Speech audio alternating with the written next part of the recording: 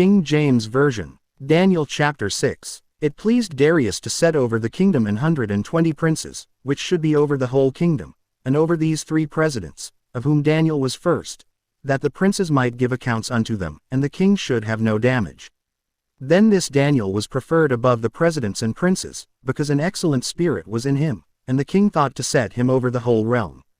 Then the presidents and princes sought to find occasion against Daniel concerning the kingdom, but they could find none occasion nor fault, forasmuch as he was faithful, neither was there any error or fault found in him. Then said these men, We shall not find any occasion against this Daniel, except we find it against him concerning the law of his God. Then these presidents and princes assembled together to the king, and said thus unto him, King Darius, live forever. All the presidents of the kingdom, the governors, and the princes, the counselors, and the captains, have consulted together to establish a royal statute, and to make a firm decree, that whosoever shall ask a petition of any god or man for 30 days, save of thee, O king, he shall be cast into the den of lions. Now, O king, establish the decree, and sign the writing, that it be not changed, according to the law of the Medes and Persians, which altereth not. Wherefore King Darius signed the writing and the decree. Now when Daniel knew that the writing was signed, he went into his house, and his windows being open in his chamber toward Jerusalem, he kneeled upon his knees 3 times a day, and prayed, and gave thanks before his God, as he did aforetime. Then these men assembled, and found Daniel praying and making supplication before his God. Then they came near, and spake before the king concerning the king's decree, Hast thou not signed a decree, that every man that shall ask a petition of any god or man within 30 days, save of thee, O king, shall be cast into the den of lions? The king answered and said, The thing is true, according to the law of the Medes and Persians, which altereth not. Then answered they and said before the king, That Daniel, which is of the children of the captivity of Judah, regardeth not thee, O king, nor the decree that thou hast signed, but maketh his petition 3 times a day.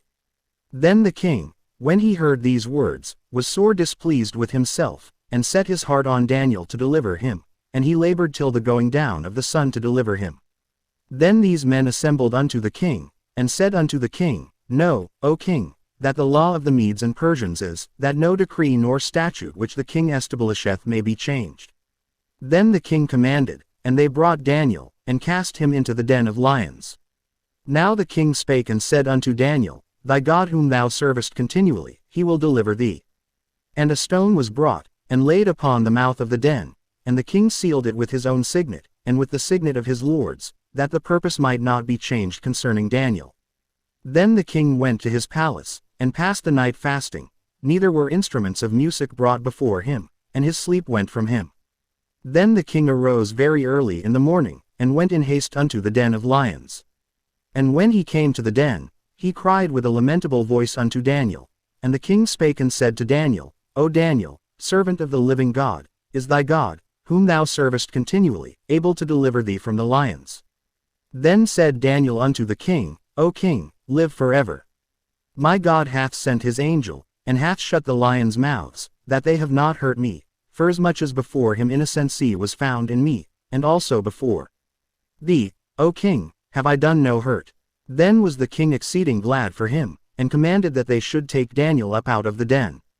So Daniel was taken up out of the den, and no manner of hurt was found upon him, because he believed in his God.